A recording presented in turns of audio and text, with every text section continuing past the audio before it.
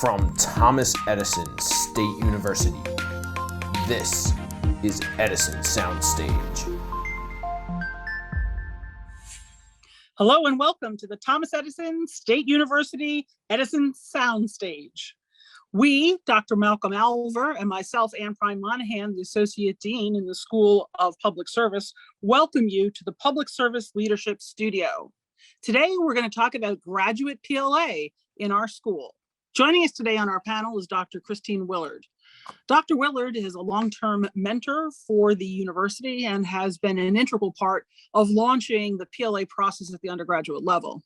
She both developed the PLA 100 and 200 courses and mentors in them to this day. And our student panelists, Joel Heller and Gerard Cardenas, join us as well. Joel has already had a background with us, earning his BSBA with us previously. He went on to work on his MSM, which he's just about ready to complete. He'll be graduating this year with that, so congratulations, Joel. Joel has a rich background in municipal finance and municipal bonds.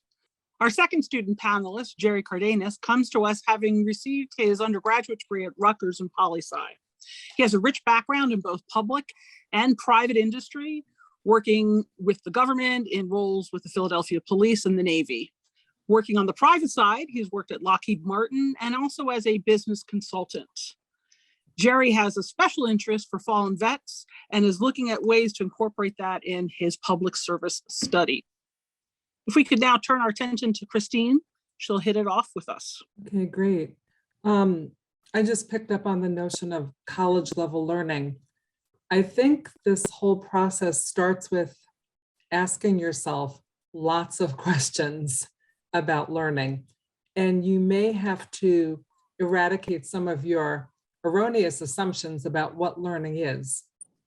Kind of depends on who your guru is for learning. If you're looking at someone like Bandura, you might be thinking about learning as watching other people, imitating, modeling types of learning. If you have been in college for any length of time, you've probably heard a lot about Bloom's Taxonomy. And it's kind of our gold standard for PLA in the sense that Bloom's Taxonomy helps you to figure out if you really have learned something, if you're steeped in it, if you really know your stuff. And that's kind of what we're talking about today. Genuinely and thoroughly knowing your stuff so well that you can articulate it, that you can write about it. And Bloom's Taxonomy, the revised version, has 6 levels. The first level is just recalling information. I remember the Pledge of Allegiance as a kid. I remember lyrics from songs that I can't even believe I remember from, however many years ago. It doesn't really mean I understand it. I could give you the philosophy of the people who sang or composed it. It just means that I can basically recall. If you go all the way to the end of Bloom's Taxonomy, he talks about analysis, evaluating, applying. These are the types of learning categories that we're talking about that separate your learning that might have depth from someone else who has a more, just a very concrete understanding of their area. So if you're in grad school right now, and you're pursuing a degree, you've come through a program already where you've done some thinking and some learning, but now in grad school, you're going deeper yet, deeper and deeper. How are you going deeper? You're probably going deeper into research. You're probably going more deeply into integrating your experience with philosophy and thoughts of others. You may have gone more deeply into a problem or a solution type of scenario in your degree. You may be thinking about some of your civic responsibilities. I know the gentlemen that are here today, a lot of what they had to do with working on their PLA program was kind of civically minded and giving back to society. In your program right now, you're probably also realizing that there's a lot of jargon and language in your particular field, and you're learning about that language and what that language means and how to actually apply it. So this is different from your undergrad where you're kind of acclimating to a field. Now you're really becoming kind of an expert in that. So you're asking yourself questions. Is PLA right for me? Am I steeped in my field? You know, do I know so much that the experience and philosophy kind of meld together? What about my coursework? Does my coursework and my knowledge base line up? Are there courses that I could use my knowledge to kind of tick that off, you know, versus sit in a classroom or take a test? Can I write about what I know? Can I prove that I know what I know? I might tell you, well, I know such and such. Can I prove it? You know, do I have what we call artifacts? Do I have stuff? You know, do I have, you know, letters and reference letters and awards and different things to maybe demonstrate that others know that I know? Can I explain things in depth? If I can't, I may not want to consider this, because you really need to be able to explain that you know what you know. And that's pretty important. We'll probably talk about that a little bit later. Some of the gentlemen probably will get into, you know, the challenges of that. Then you need to be tooled. So there are tools to work with prior learning assessment and being able to write a narrative about your experience. You need to be motivated. If you don't like to write, you're not going to want to do this, because you'll be sitting and you will be writing and you'll be brainstorming and you'll be thinking and you'll be collecting. So you do have to have the motivation to sustain you. You also have to have writing tools. You need to be a decent writer. You know, you need to be able to put down your thoughts in a way that others understand what you're trying to convey. You might want to have familial support or people around you who can keep it quiet for you, send the kids away, or, you know, just give you space so that you can create. So think about your tooling. That's something you need to ask yourself. Do I have the tools to pull this off? And then I guess finally, just you need to really think about the difference between your undergrad and your graduate experience. And in your mind, you need to have kind of come to this place where at the graduate level, you're ready to apply and get very serious about the knowledge you're grappling with, because now it's life stuff and it's not just textbooks. It's really getting out there and saying, wow, I see this problem and I want to be part of this and I want to solve this, or I want to grapple with this or go more deeply. So this is not for the faint of heart. This is for those of you, you know, who are excited about your learning, and so much so that you're really excited to see it on paper.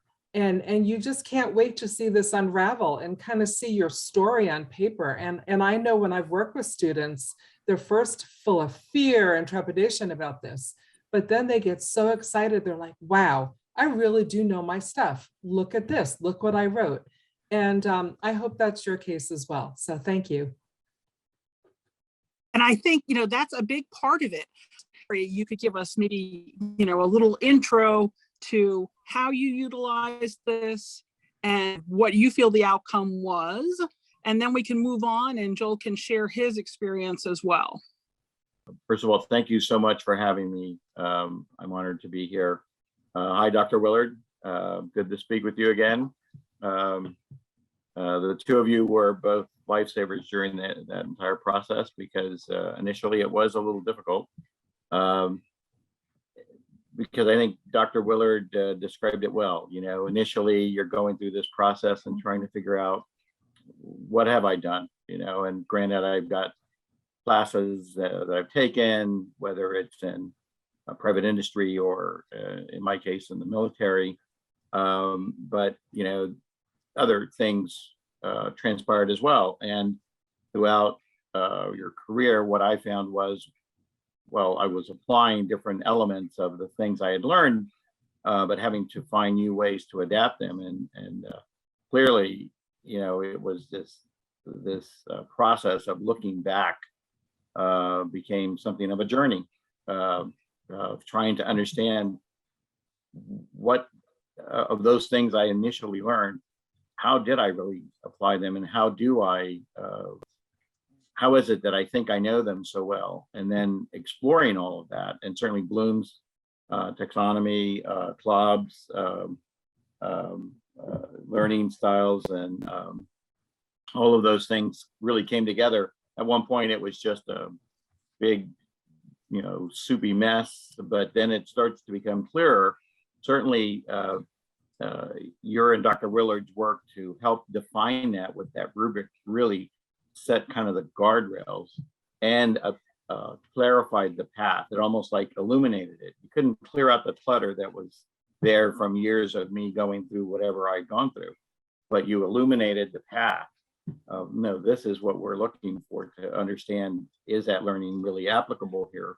And then, realizing that through that process, yes, I had done those things. In my case, it was 2 courses: leadership, the initial leadership course for the Watson School program I was in, and human resources. Turns out I had both of those very early in my career. Having joined the Navy just coming out of high school, first was basic leadership, and then a little more advanced leadership as I became a non-commissioned officer in the Navy, and then specialty being in personnel administration. But a lot happened between that point and 30 years later when I tried to do this, and trying to piece those things together. Really, I don't think I could have done it anywhere else. Rutgers grad, as you pointed out, and I love Rutgers, great school, but I don't think they had then, nor do they have now, the tools to do something like this and say, okay, let me go back and take a look and see if the inventory of things I've been relying on for the last 30 years and adding to really amount to anything in particular. And so that was kind of the process that I went through, taking that inventory, applying the, Bloom's taxonomy, et cetera, the things that you learn as you go through these as part of your PLA assessment structure. And then with your help and Dr. Willard's help, getting that rubric and that path lit up to help take you to, well, did you learn this? Did you understand not just sitting in a class and learning a concept, but did you then synthesize that into learning at various times and apply that learning in a way that it meant something, not just, oh, I said the word in a meeting. It was, no, I did something that applied that concept. And what I found was that both in leadership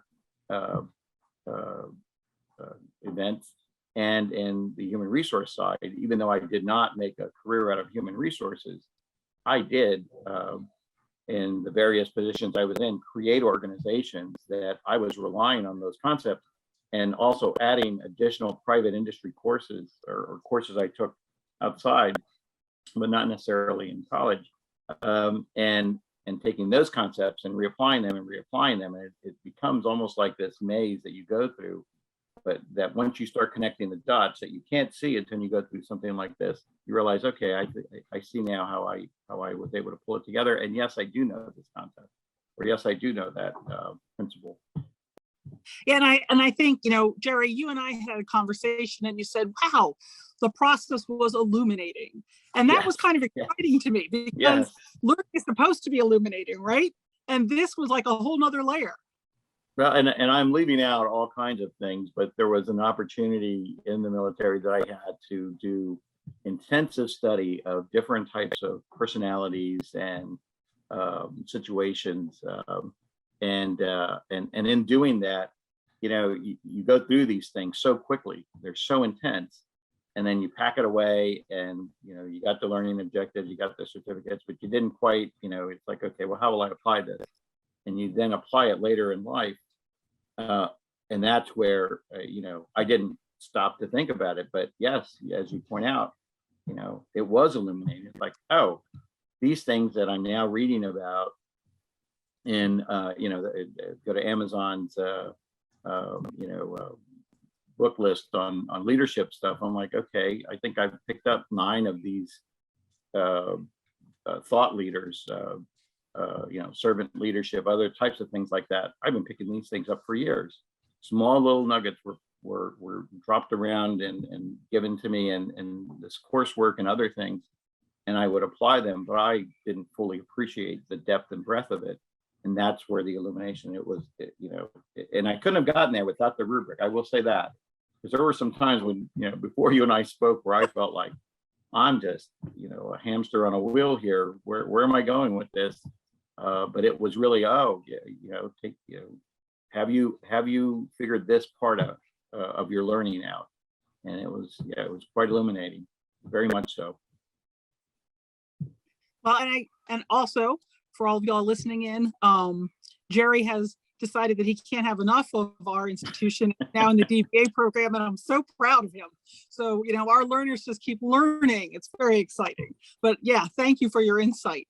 And having used Jerry as a guinea pig to help develop our rubric, at my next turn that I could, when I was speaking with Joel, I kind of thought, this is yet another student I think we can use PLA very successfully. So, it's one big, tripping down the lane sort of experience for many of us. Joel, do you want to tell us a little bit about your experience and the courses that you used for PLA and how that all worked for you? I'm happy to. Thank you very much. I'm happy to be asked to join this conversation. It's nice to meet Dr. Willard, Dr. Oliver. And I are on speed dial, so quite so formal with her, I suppose. My experience with PLA was somewhat different, I think, than Jerry's, in that I relied very much on the rubrics and the course descriptions, and I looked at the components to my degree program that could potentially be prior learning assessments for me to complete. And echoing Jerry's sort of, you just go round and round, and you're like, what are your guardrails? For the pieces that I did, those aspects had been worked out pretty well. So I had very good guidance going in each of my, mind you, I did 4. But it created for me an opportunity not only to re-immerse myself in things that I had learned years ago, decades ago, but have used every day, and then just forgot that was like a thing. But it also served as a reinforcement to me that the information that I had and the experience that I applied was relevant in a broader sense than just the little postage stamp of the world that I operated. So those were 2 of my my most compelling experiences with the learning assessment process. Here, let me ask both of you a question, Joel and Jerry. You both are standing in a position of success with the PLA. You thought about it, you've seen it, you've done it, and now you're on the other side. But when you first thought about doing PLA or saw the opportunity, did you have any apprehensions? And then how did you work through those apprehensions? I know Dr. Willard was there to support you, and then Ann, you said you got Ann on speed dial. But I think for a lot of people, even before they get there, there's things that run through your head, right? Because I want to leave it there. Leave the question there. So Jerry, you want to go first this time again? You can certainly go right ahead. Well, Jerry, I'm going to seize on one of the things that you said, and that was that the structure and the guidance of it. And clearly that was what made it doable. But when you start taking a look at, as a student, a degree program and trying to take into account where your experience best fits, and then you break that down again into looking at course descriptions in various aspects, and these aspects get very specific at that point. You know, you're looking at you know, in a master's program, you're not looking at general broad concepts, you're drilling down into much more specific concepts.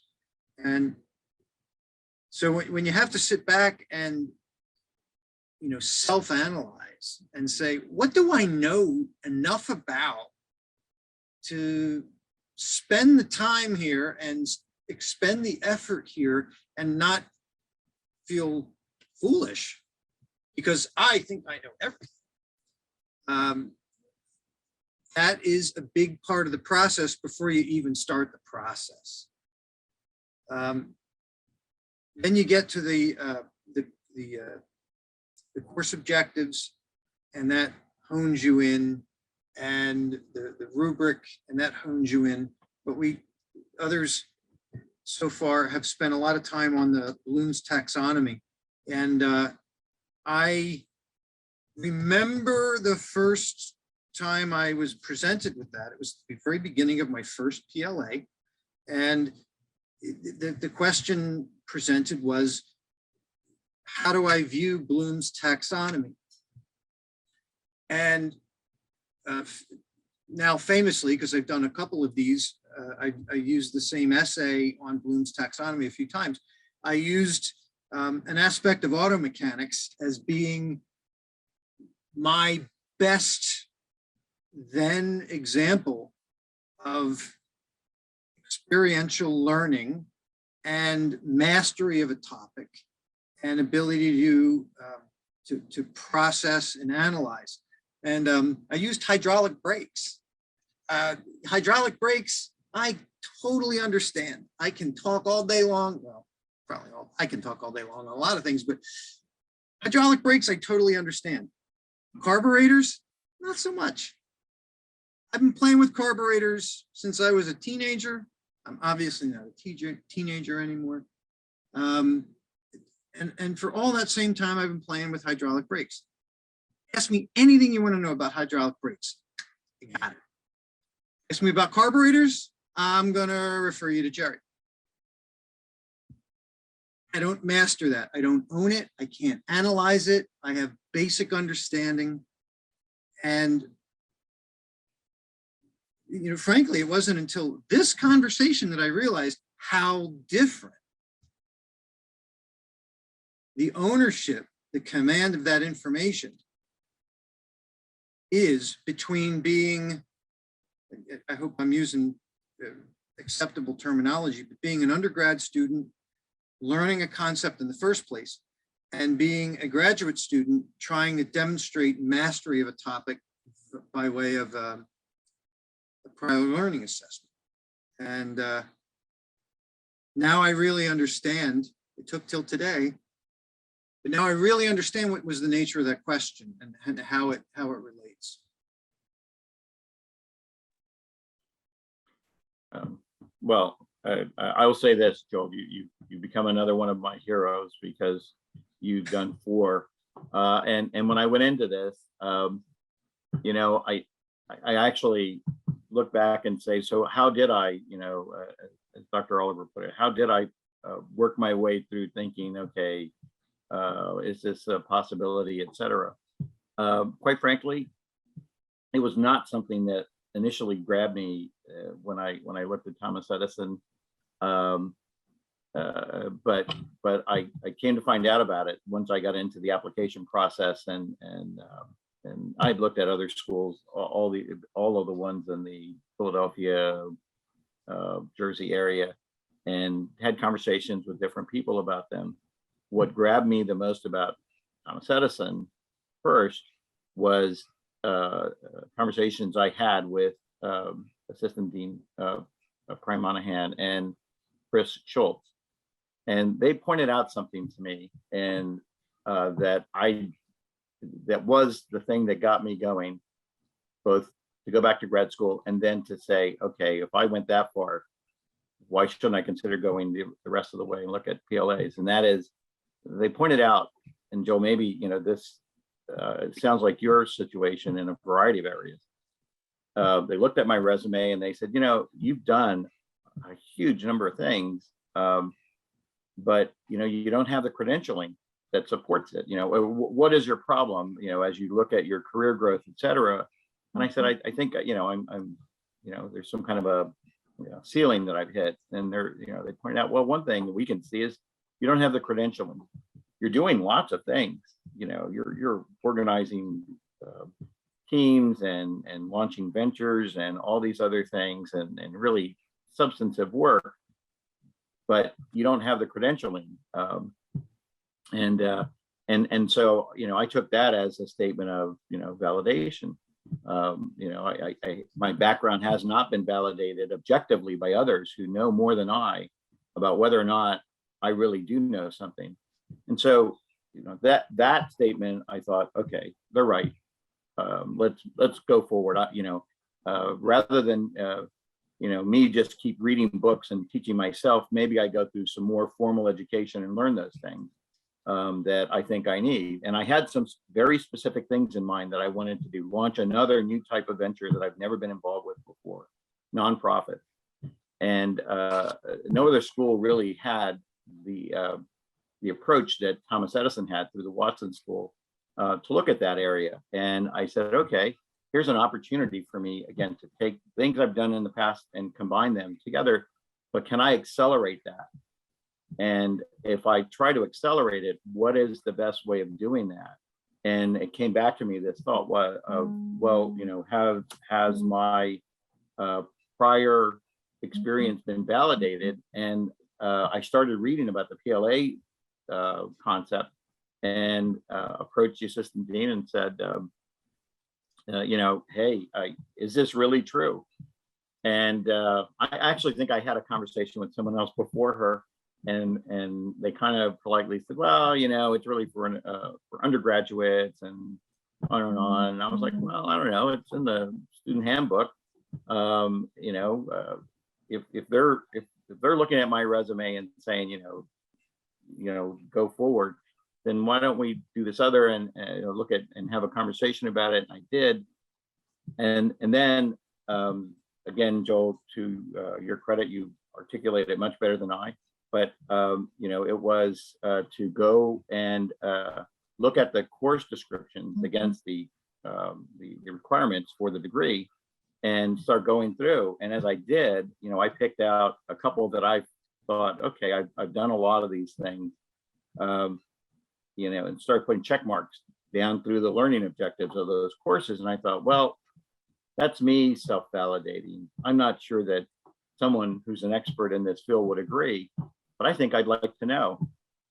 So to your question, Dr. Oliver, I almost wanted to self-validate, because part of the process of doing that was I walked away from doing 2 others, not because I thought I hadn't done enough in those areas, but because in looking at the learning objectives, I realized, well, I may have done a lot of work, for example, in project management, but I think I'd like to update those skills. So those skills that were good and the learning I had before, yeah, that was fine before, but maybe I want to get revalidated in a new way and take those courses. But for these other areas, I think I can validate through this. And I thought, let's just jump in and see how it goes. And so at the end, if I can add something. Yeah, sure. Interrupt and add something to what you're saying. The self-validation piece is a big piece here. Yeah. And as you were talking, I wrote down and then crossed out the words for undergraduates, that this is less of a less applicable to the undergraduate level learning, but I crossed that out. But I was listening very closely. You use the term self-validate, and that was a big piece of it for me as far as not only undertaking these things, but also to help with my own propulsion. I mean, as adult learners, the biggest problem we have is dedicating the time, the mental energy, and the mental bandwidth to be able to do this and stick to it. And I did find that the prior learning assessment was, for me, a very important tool for reminding myself that this is not an empty exercise. I bring this much to this process already.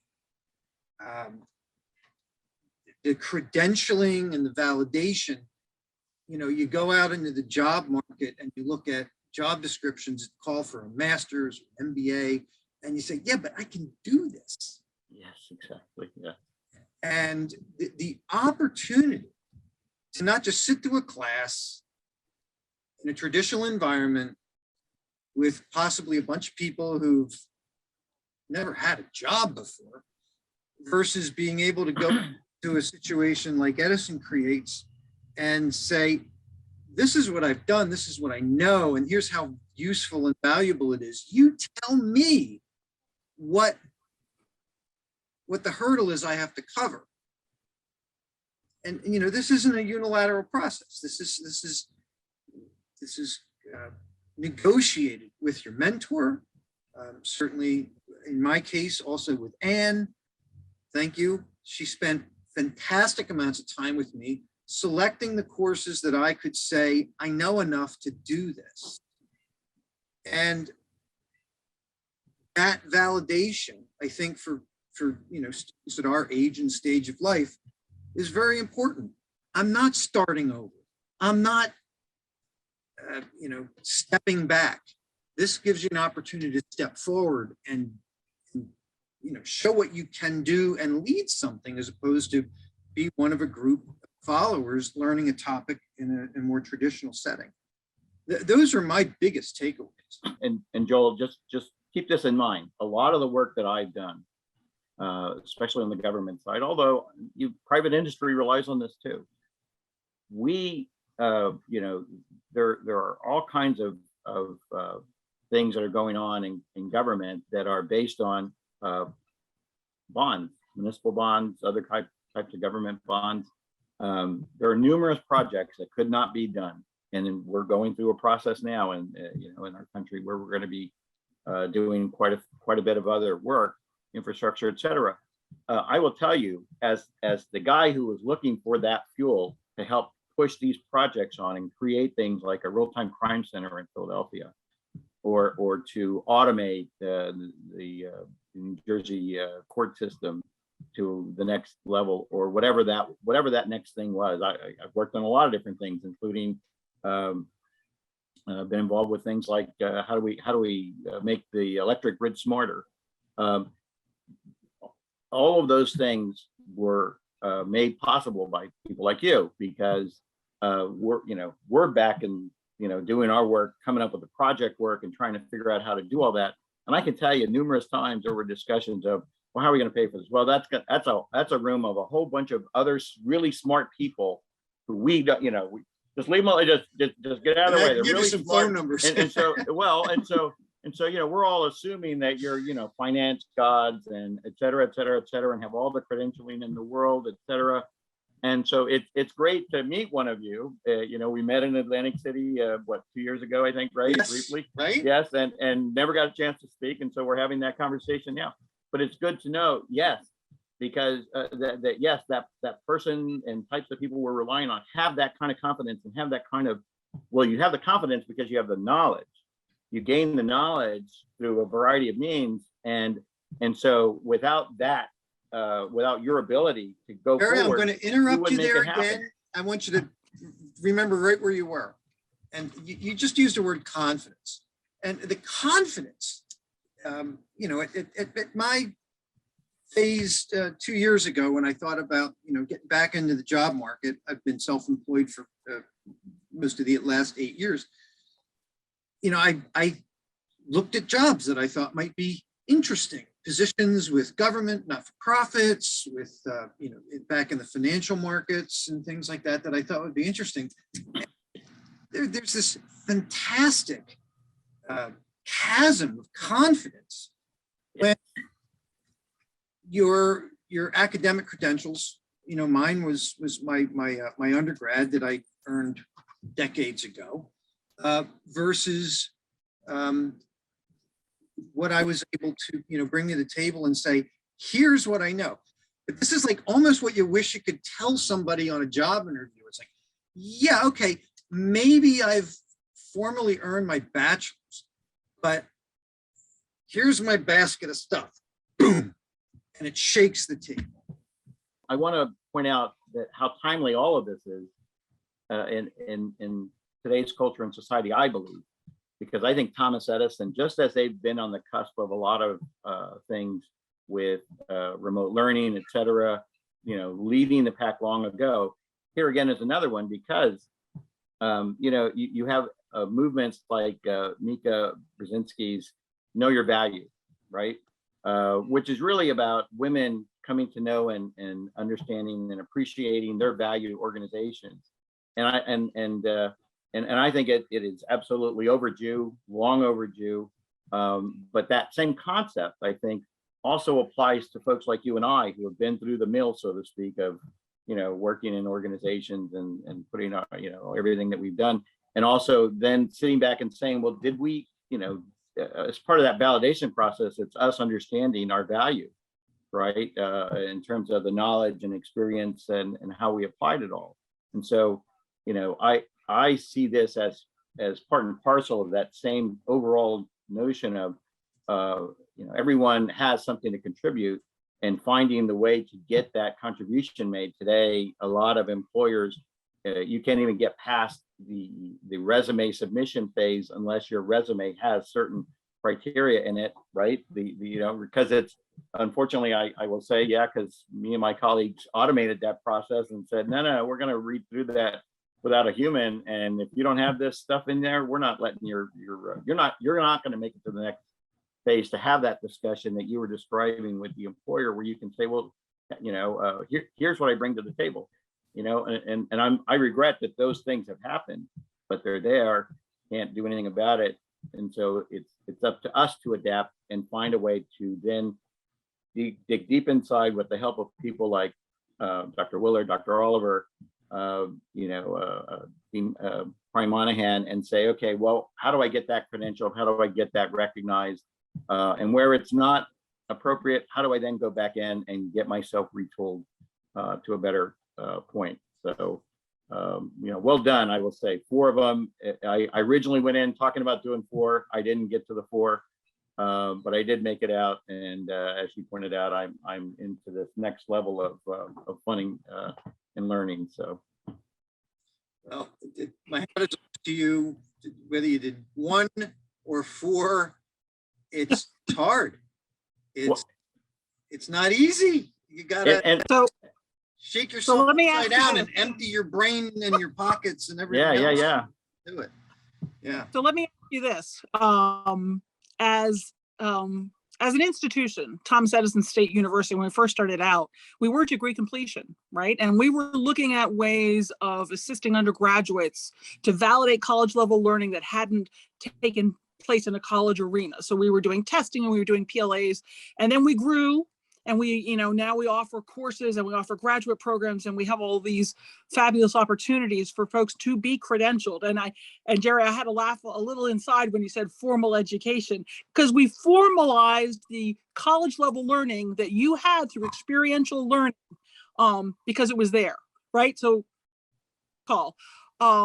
and now that we look at graduate programs, we've discussed how this is not inauthentic to say that graduate level learning can happen outside of the classroom. And if we can assess it, and if we're willing to assess it as an institution, how can we go forward and do that? And one of the ways that we're looking to do it is through PLA. So given those parameters, real brief, if each of you could just kind of say to the students out there, hey, you're worried about this, but it is doable. What are 1 or 2 of the things that you think a graduate student might be hesitant about in terms of engaging in the PLA process? I think one of the hardest decisions when thinking about going back to school is I am going to spend a lot of time that I don't have to pretend I'm learning stuff that I already know. And that is scary from a couple of perspectives. One, you're going to spend a lot of time and you're going to spend a lot of money to go back over information and process and synthesis that you've done already. And then you have the idea placed in front of you that you can, do a prior learning assessment. And that is a completely different exercise. It is a deep dive into your own brain. And you have to create a formal paper that conforms to all of the requirements and is dictated by Jerry's words, the guideposts of the course. So now you're looking at the opportunity to either dedicate yourself to absorbing information that you feel like you already know, and maybe the reason that you haven't gone back to graduate school in the first place, because you're just going to do a lot of stuff that doesn't seem interesting because you already feel like you know it. And it's going to take a lot of time and you're going to lose momentum. On the other hand, when you come to the opportunity to demonstrate a prior learning experience or prior learning series of experiences. I mean, like, yes, I did 4 of these and there's no one place any of it came from. But when you get the opportunity to propel and discuss, and enunciate, and engage with someone and say, yes, I know this, and I can apply it, and I can talk to you about it, and I can show you that. That's it's a completely different experience than taking a class.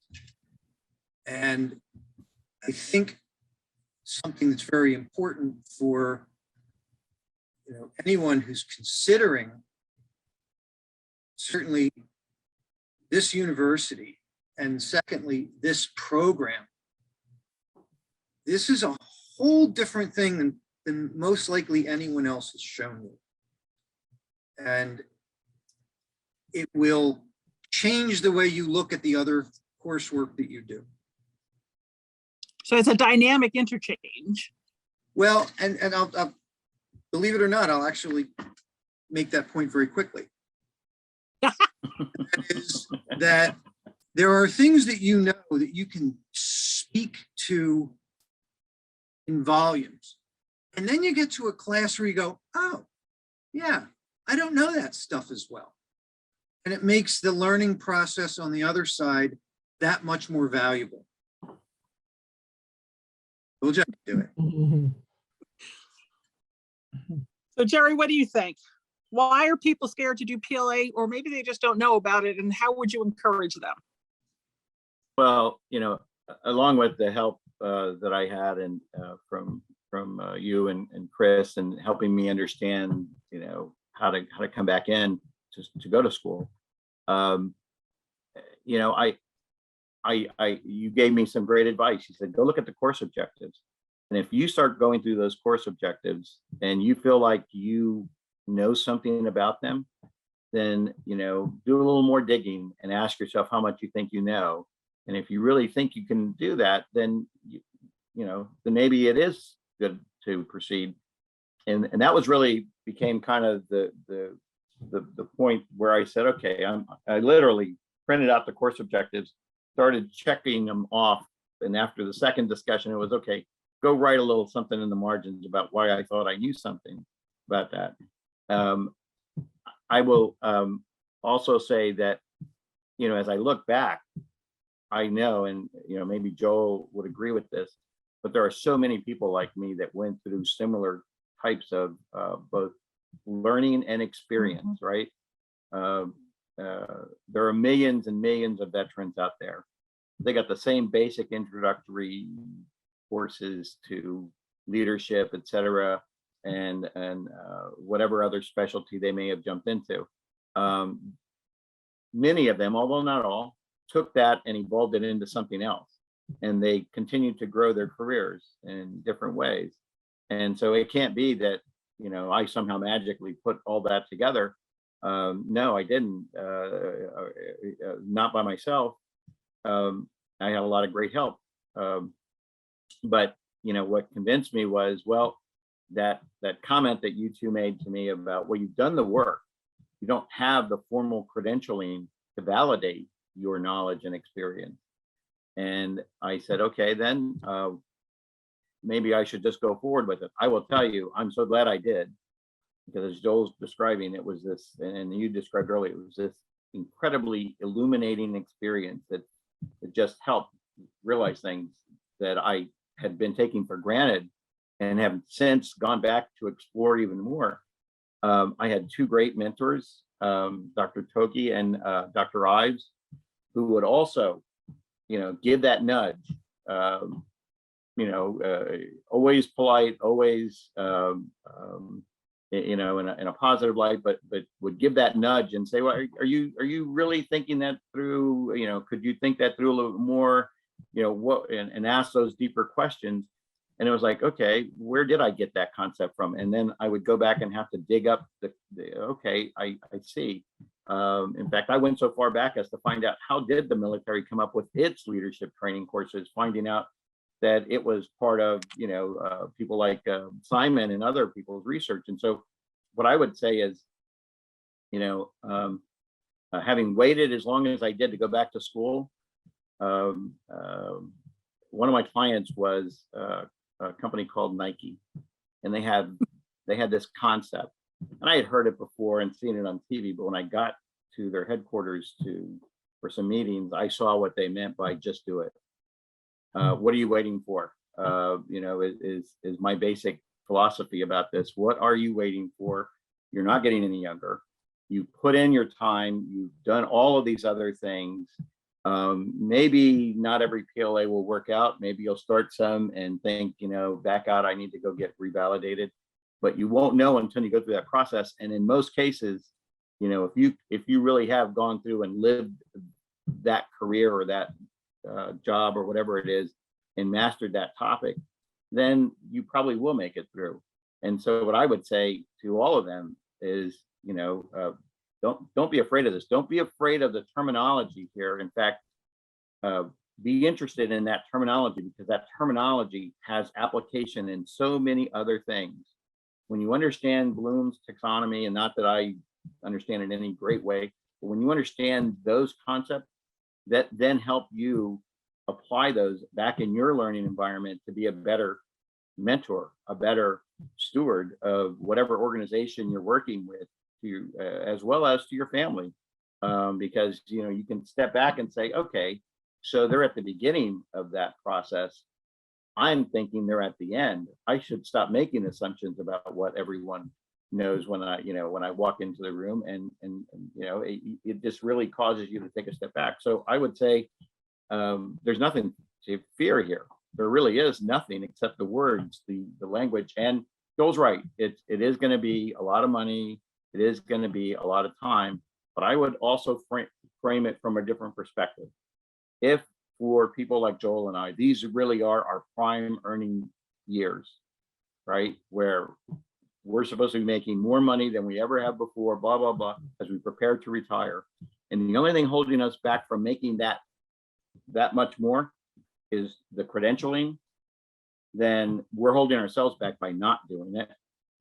And therefore, whatever investment we make in that last part, a $3,000-$4,000 class, relative to, well, get that credentialing done, and you'll be able to then earn another 15, 20, 30% in those final years you're working. They will pay off in ways that you cannot imagine. So I amortize it and look at it as it's a small investment. It's a big cost when you're doing it, but it's a small investment, including the time that you're taking away, time we don't have. Yet I sit back and say, well, if I wasn't spending that time on this, what would I be spending it on? Watching reruns of Seinfeld? As much as I love them, I guess I could do without watching reruns of Seinfeld, or whatever the case is, and instead pick up a few new concepts and, or better yet, refresh my memory about what those things were and are to me and how to apply them. So I would say to everyone, what are you waiting for? Just do it. So, Dr. Willard, if there is something you wanted to add before we wrap up, I hope that you are that you acknowledge that you are part of a thought revolution, that we're bringing Graduate PLA to town in a way that is viable and alive. Any closing thoughts before I wrap this up? Yeah, I would reiterate what my colleagues have said here. There's a notion of backward design, and that's the idea of think about what you want at the end and then start planning from the end. After talking to students doing PLA, it's one of the most exciting things they'll tell you they've done in their lives, because that word validate comes out again. They look at their final product and it's so exciting for them to see themselves on paper, and all the fear, all the trepidation, all of the initial things, that's gone. It's kind of like giving birth to your kid. It's like you forget those birth pangs and you have this beautiful, baby you produced. And that's what people feel like with the PLA, even more so than going through a class, because it was all that blood, sweat, and tears. So, don't worry about, do a task analysis, break it down into small pieces. Don't get overwhelmed by it.